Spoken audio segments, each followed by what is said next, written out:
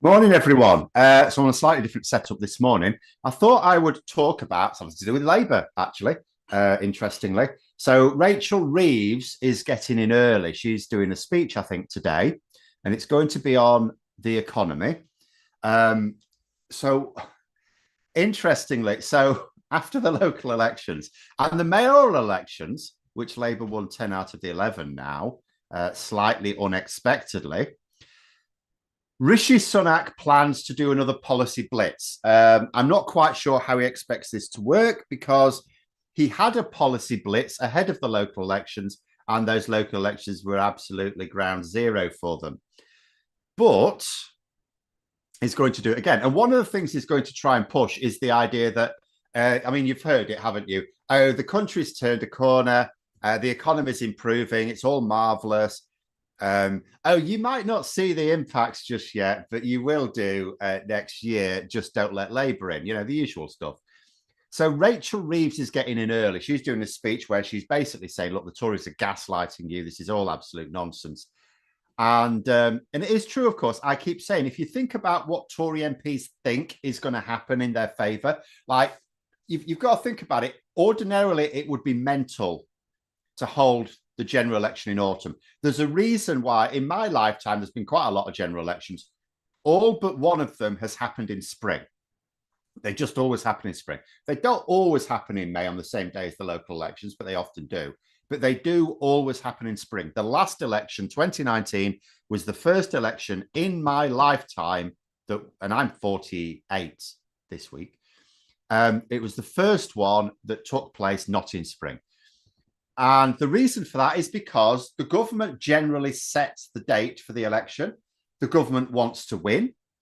And spring is a time where people have a more optimistic outlook. It's getting lighter this time of year. Everything's, people have a more positive outlook. Whereas if you have the election in autumn, people are then, particularly if it's October, November, people are starting to think, hang on a minute, do we turn the heating on or not? When you've got a cost of living crisis, that's a genuine question for a lot of people. Can they afford to put the heating on? So it comes back to the question of heating or eating. The NHS crisis, the winter crisis starts to build up. Just the fact that nights are getting darker, even for people who are all right financially, just the mood, just people naturally are more pessimistic, more prone to depression, really, in autumn and winter. So it would be mad to have it in autumn. So the Conservatives must think to counter that, something good's going to happen. What's the something good? Well, falling inflation, but inflation is already fallen as much as it's going to, pretty much. We're still waiting on the latest data for this month, but there's people who think it will have actually dropped to 2%, which is the target. That's the target, 2% inflation. Actually, anything below 3% is considered not bad, but 2% is basically the target. That's not going to improve for them for this autumn because they've already hit the target. Interest rates, they don't expect interest rates to fall this year. At the moment, they're 5.25%. The news suggests at the moment that they'll probably stay on hold. But, before autumn, yes, interest rates will fall. But how will that improve people's lives? How does that? It stops it making it much worse. Like Rachel Reeves is going out now and she's basically saying to people, look, none of this makes your life any better. And she's right. And she's going to be asking them, do you think things are better than in 2010, 14 years ago? And she's making the point that, yes, interest rates are good because there's an article out that's saying they always sort of leak what they're going to say in the speech before they actually make the speech. And she's going to be saying, yes, interest rates are expected to fall before this autumn, before the election now. But that hasn't helped the people who've had to pay the sky high extra mortgage payments already. And it's not going to help the close to 1 million people who before next January are going to be coming off their fixed rate as well. Like, it's the difference between having an extra £300 a month and maybe a £350 a month extra on your mortgage, it's still a lot of extra on your mortgage. And the thing is as well, in terms of the economy, and I hope Rachel Reeves plugs this, although I don't know that she's going to do this, but this is what I would say. If someone was to ask me, what is the difference between Labour and the Conservatives in terms of the Chancellor's job, in terms of the economy? I would say if you look at, because what is it that Labour, a government can do? What powers, what levers do the government have? So the one we're talking about here really is budgets, but they also have legislation. They can change guidance. There are policies they can have which don't really need legislating for, but nonetheless inform the way public bodies will work. But ultimately, the most powerful levers they have are legislation and budgets. And the Chancellor, mostly it's about budgets.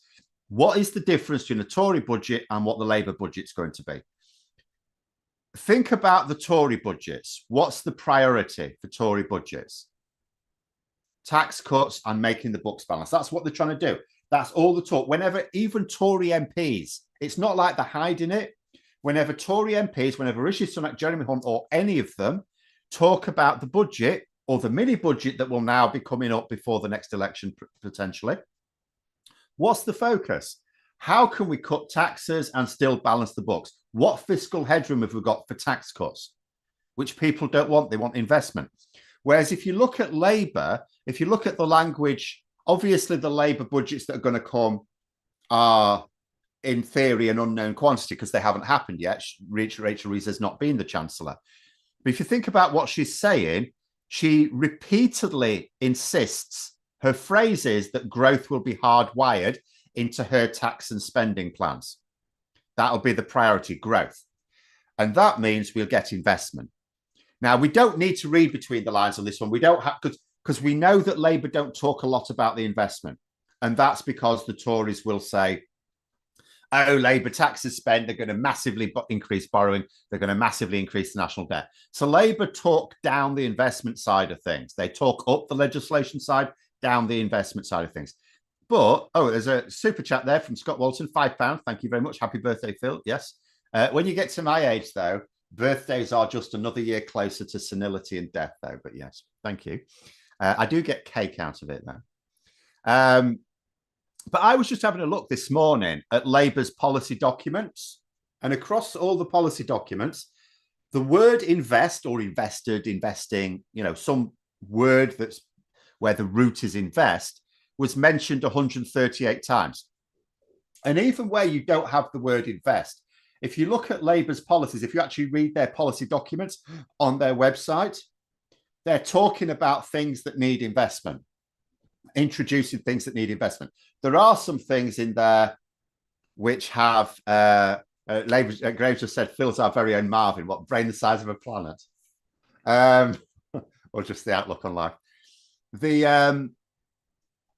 So, where you look at Labour's policies, some of them are in legislation, obviously, because, in fact, that's the first thing Labour can do. Labour can't actually, straight away when they're in power, introduce a budget. In fact, it's going to be a while before they can introduce their first full budget. Because you can't just make up a budget outside of government. You need Treasury. Like, the Chancellor doesn't make the budget. They set policy priorities. Treasury officials make the budget. And there's thousands of people in the Treasury all working on the budget, and it takes basically a year to do it. So if Labour don't win the election till autumn, the following budget in 2025, yes, Rachel Reeves will be delivering it. But it can't be a full budget, really, because she won't have had time to get it ready. And if they have the election in January, then she's no time at all. She'll have 2 months. It'll basically be the Tory budget. There's not a lot to be done about that. So the first real budget will be 2026 anyway. But nonetheless, the focus is on growth. When you read the policy papers, investments writ large there. They may not be saying it very loudly, but it is all in there. And, as I say, you look at the Tory budgets, it's all about cutting spending, not. So there's no growth boosting measures in there at all. So then you ask yourself, so, okay, we can believe that Labour will say that we'll prioritise growth.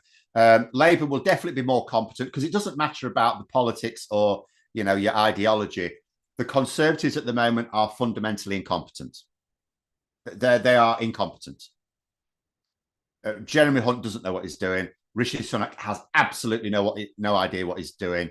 Kenny Badnock, James Cleverly, for goodness sake, he's one of the most sensible ones. It's absolutely ridiculous that someone like James Cleverly can be one of the most able members of the cabinet. It's utterly insane. There's another super chat. Ian McKenna, £5. Happy birthday. Thank you very much. Oh, I've got 4 cakes. Thank you.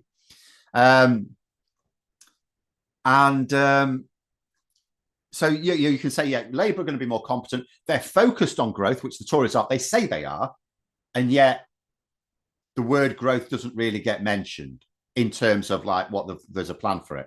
So we can believe that Labour will grow the economy better than the Tories. Will people feel the benefits? Because that's the key thing, isn't it? We know that ever since the 1970s, the rate of productivity has far outstripped the rate of wage increases, income increases for ordinary people, right? So are people going to feel the benefit? We can say, yes, Labour will grow the economy better. Will that translate? Because we know the trickle-down theory does not actually work. And I would say yes as well, because another thing that Rachel Reeves is going out and saying, she's going all over the country, and she's not, see, if it were left to me, because I've sort of that way of thinking, if it were left to me and I was to go around the country persuading people that the Tories had knackered the economy, do you know what I would do? I would present lots of data saying to people, look at this. This is how things were in 2010. This is how things are now. That's the natural way, I think. Rachel Reeves, who's from a mathematical background herself, of course, she is an actual economist. She hasn't just been doing that. She's been going around to people saying, do you feel things are better than in 2010? Because Rishi Sunak would like to frame things when the election comes around. Do you think things were better than a few months ago? That's what he wants to say. The answer should still be no, I reckon. But even if for some people it's yes, no, they don't get to frame it like that. Are things better than they were? Like Rishi Sunak can say from when he became Prime Minister, the answer is still no. But are things better in 2010? The Conservatives have been in charge of economic policy unbroken since 2010. 2010. Even when they were in coalition, it was a Conservative Chancellor. And the Conservatives drove all the economic policy anyway. Austerity was not the Lib Dems' idea, even though, they went along with it, which probably shouldn't. But then even Labour were going along with it at that time. So by Rachel Reeves going around and saying to people, do you feel, she's using the word feel, do you feel things are better? And getting the answer no, she'll have to carry on saying the same thing when Labour in power. So come 2029, she'll have to be saying to people going around the country saying, do you feel better? Only this time she'll want the answer to be yes. Anyway, I'll catch up with some comments. Graham's quoting Marvin again there. Marvin, any ideas? Marvin, I have a million ideas. They all point to certain death. Yes. For people who don't know what they're doing, they seem to make money for themselves efficiently. Certainly the people who are funding them, yes, never. I mean, if you want to know really, how our economy is set up, you can look at the fact that, see, when Labour were in power, the gap between rich and poor didn't really close down properly. But wages did increase above the level of inflation. Standards of living increased. Things got better. The NHS got better. We know that. In 2010, it was ranked the #1 healthcare service in the world. We know that crime was down. Policing was more effective. Education was more effective. In fact, all the Tories really did on education was continue with Labour's policies on education, only they massively cut the funding. So now you don't have as many staff teaching in schools. Hence, things have gotten worse in schools, even though largely the Conservatives haven't come up with their own educational policies. But, transport's in a worse state. Everything's absolutely knackered. Do you know what the Telegraph have just been doing? Telegraph have just produced an article. Do you know what it's saying? It's saying, because it was the 30th anniversary of the Channel Tunnel opening yesterday. And I remember that. And the Telegraph are going, oh, what's going on? We've got more delays, we've got higher fares, we've got services being cut. What's going on with the Channel Tunnel these days? What do you think's going on with the Channel Tunnel these days? Absolute idiots. Anyway, Knackered Medic, 4.99 super chat. Thank you very much. And Johnny Copperhead, hi, I'm sensitive. Maybe your birthday, Phil. £2. Not my birthday today. It is this week. And Maggie Pie, 20 Swedish kroner, I think that it might be. I'm not sure. Would you rather have pigeons in government than Tories? Quite frankly, yes, they would just shit everywhere. That's easier to clean up than the mess the Tories are causing, quite frankly. And they might nick the odd sandwich. That's it. Again, the amount of mess and stealing that a pigeon will do is way less than a Tory. And Malik Gibbons, £5 super chat. Thank you. It says Tories are greedy. Greed is bad. Greed breaks everything. It is. I mean, because as I say, the one group of people who have actually done better are the top 1%, the very wealthiest people. They have done better. They are better off now. Their standard of living has gone up, or at least, I mean, their standard of living is probably the same. Because once you've got to a certain level of wealth, it doesn't really grow much beyond that in terms of your standard of living. That's what I think. That's why I don't understand these billionaires. I don't get them. I don't understand their rationale. I always think of them. They're like playing the computer game Elite. There's the point for those who played it, space trading game. And to begin with, there's a purpose for you making the money because you need to buy upgrades for your ship. And there comes a point fairly early on when you've bought all the upgrades, there's nothing left to use the money for. But you still carry on playing the game.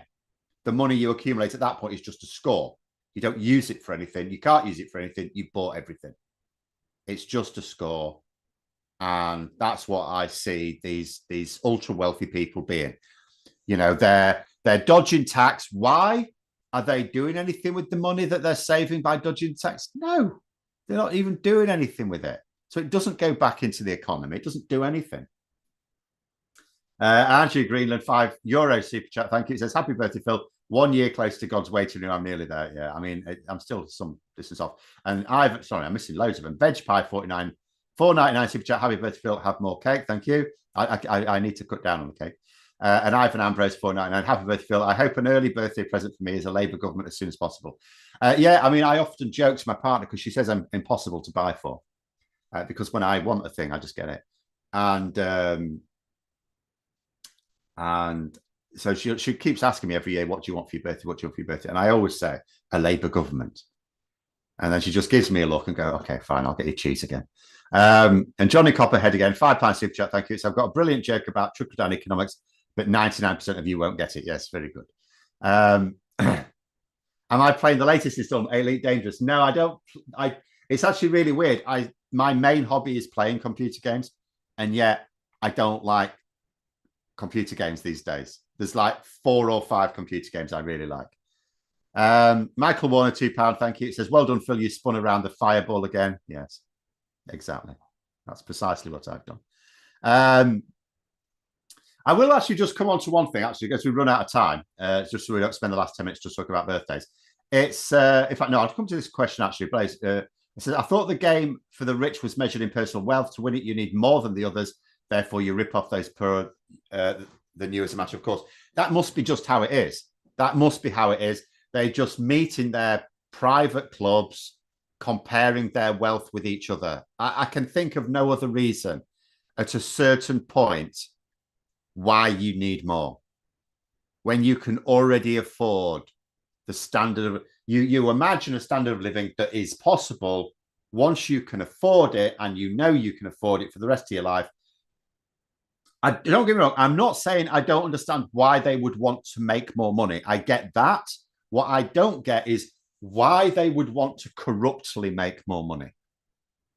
Why do they want to get out of taxes? It's more understandable a small business person trying to stretch the envelope with their taxes, because more money for them can mean better standard of living or more money to invest back in their business. So you can understand small business owners, trying to play fast and loose with their own tax returns.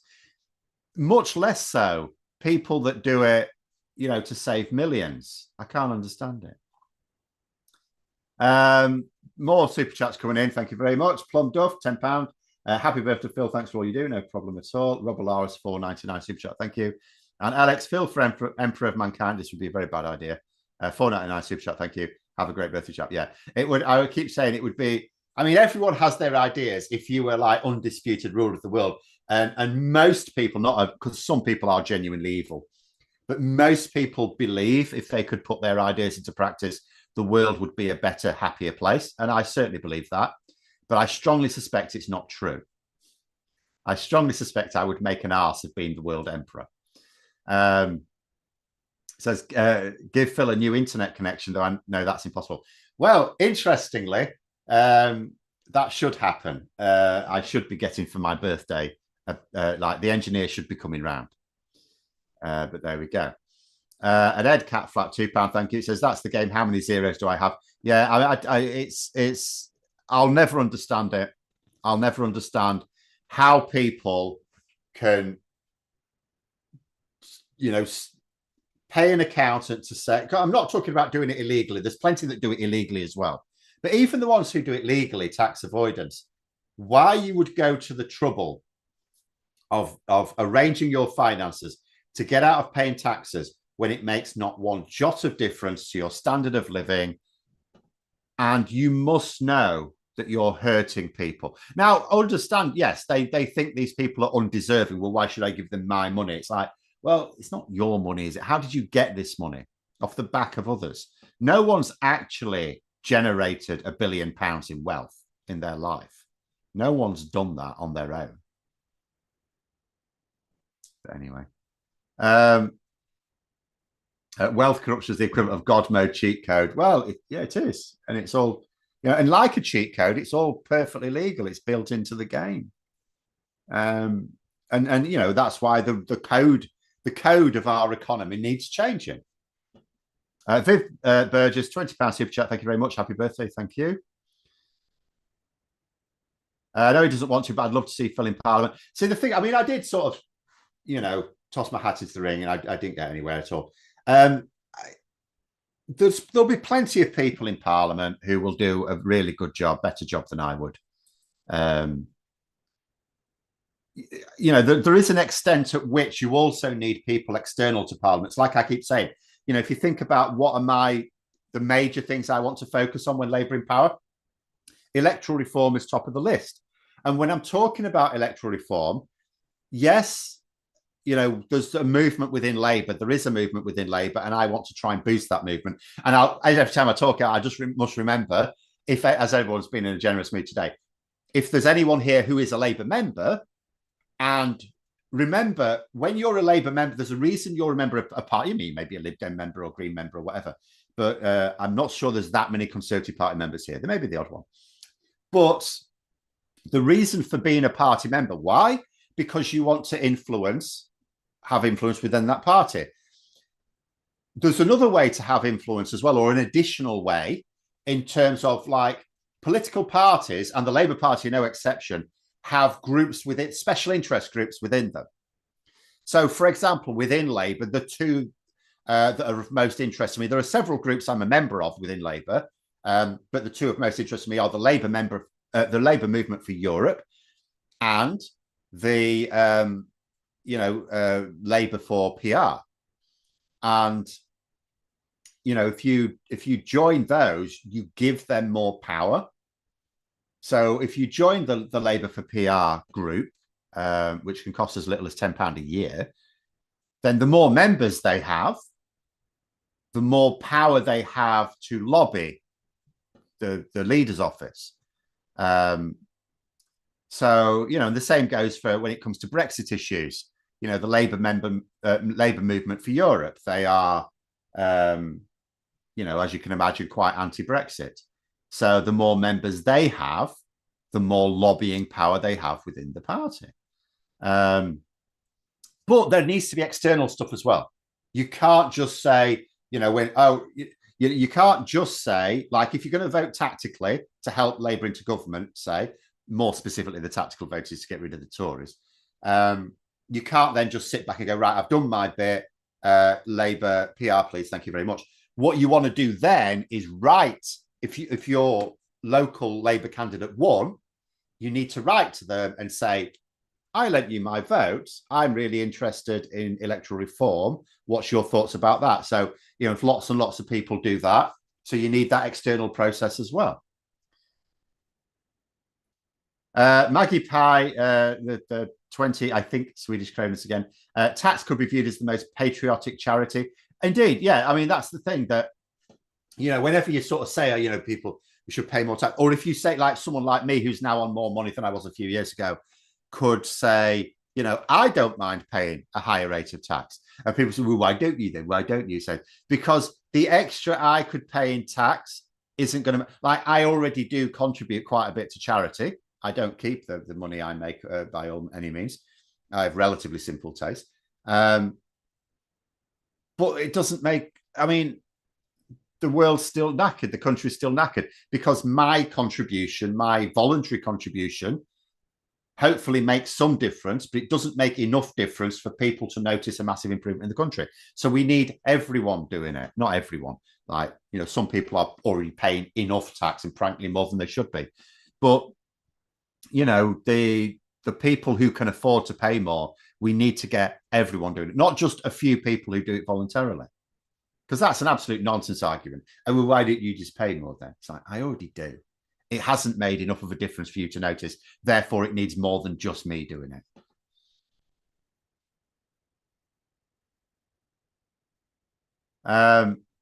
You say, happy birthday. Disabled people need a voice. It's not coming from Labour Party, unfortunately. No, but I mean, again, when you think about a voice that comes from any political party, right, the voice is aimed at the bulk of voters, and the bulk of voters are not, by definition, part of minority groups. So you will often feel that belonging to any minority group. The question I would say is, look at what they will do with legislation. And if it's not good enough, then again, that is also where you need external groups. And you need those external groups to be good at PR because they need to get their stories in the media. Because when Labour come to power, there are going to be a lot of people who are going to need Labour to champion them. A lot of different groups. And it will be a case of, in terms of who gets the best attention first, the squeaky wheel gets the oil. So the ones who get, having a good campaign that can explain things to ordinary people who might not be affected. Like if you look at the Horizon scandal, that TV drama.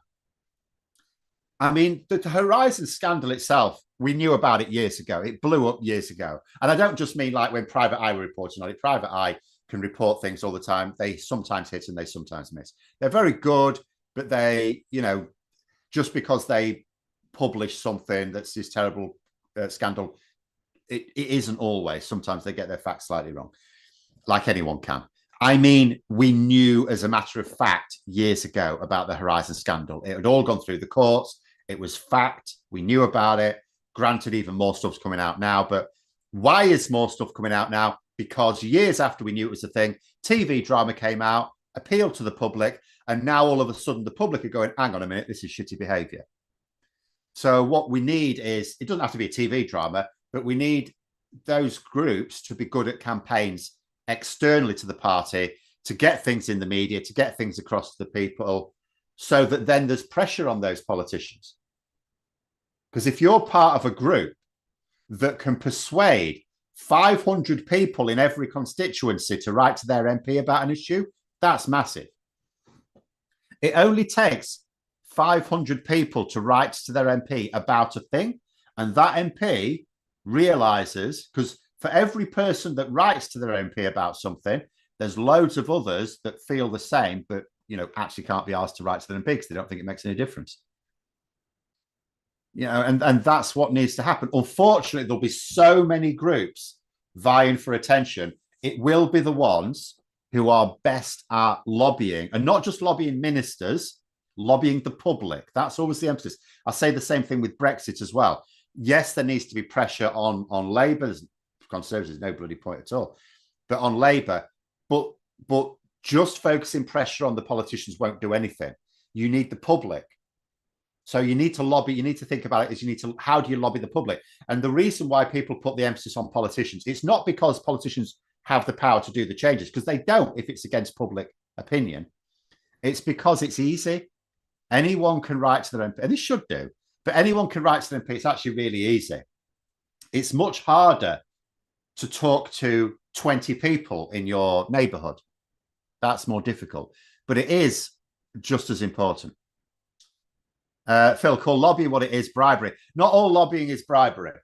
There is some. I mean, we know that. There is some where, you pay to have dinner with a minister and you get to talk to them. You've paid for it. Is that bribery? I mean, you're only paying to talk to them, but it's access that others don't have, sure. But there is lobbying where there's no money changing hands or anything like that. But that's where you need to be good at, because you're not paying for it, you need to be better than everyone else, because there'll be 1,000 groups all campaigning for different marginalized groups in society who all deserve attention, and they'll all be trying to lobby the ones that stand out for the ones that are better at it. And that's not the ones with the most money. If you can get through to the public with a good campaign, you need some money to do that, but that's donations. If you can get the public talking about something, well, politicians want to talk about what the public think is important to talk about. It's really that simple. But anyway, we've run out of time. Look at that. It says, but when that MP ignores you. So yeah, when you're my MP's ignoring me at the moment. So when I moved here a few years ago, he's leaving, by the way. It's Andrew Percy. He's stepping down, so he don't care anymore. He did used to get back to me. He was condescending when he did it, but he did used to get back to me. Now he doesn't bother. What do you do in a situation like that? Well, if you want to make a big deal of it, you could then write for your local paper about the times when you've tried to raise this issue with your MP and they didn't even reply back. Because I'll tell you something, local papers are desperate. Like, if you can write an article for them that would be interesting, they'll publish it because they're desperate. They spend all their days looking around for stories for kittens stuck up trees. It's that grim. Local news is appalling. So, if you feel your MP is not just disagree with it, they will do that. If they're not in the same party as you, they will disagree. But if you feel that your MP is actually ignoring you, then what you can do is document your emailing them, writing them, however you prefer to do it. Writing is more powerful than emailing, but emailing should be fine. And then write an article about how on these dates you wrote to them about these issues and you have not even received a response after like 2 months or whatever you waited. And then you could also, if you wanted to make a big thing about this issue, if you felt it was something that a lot of the local community would be on board with, you could actually look at their voting record on that issue as well. And or maybe any financial links, any donations they've received from interested parties. You could actually do your research and write a really good article for the local paper. And, if it's a good article, they'll publish it. And then that could put pressure on the MP to at least respond to you. And some people, you can make a bit of a name for yourself locally if you write for your local paper regularly about disengagement of your local MP. And so you can tame MPs. Don't just imagine that because your MP ignores you, oh, there's nothing I can do then. Oh yeah, there is. It'll take effort, it'll take work, but there's something you can do. But anyway, there we go. I'll have to leave it there. We've definitely gone well over. Thanks for coming, everyone. Don't forget to click the like button and subscribe to the channel, of course. Have a great day. It's a little bit rainy today where I am, but have a great day anyway. And until next time, I'll see you later.